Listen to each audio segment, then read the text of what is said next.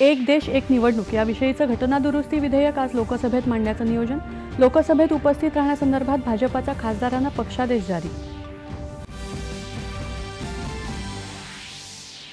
संविधानाच्या अमृत महोत्सवानिमित्त राज्यसभेतल्या विशेष चर्चेचा आजचा दुसरा दिवस.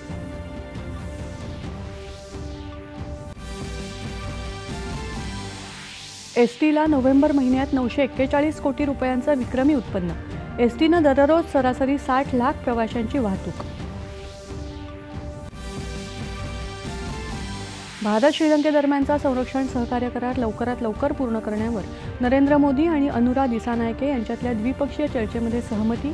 2 करारांवर स्वाक्षऱ्या.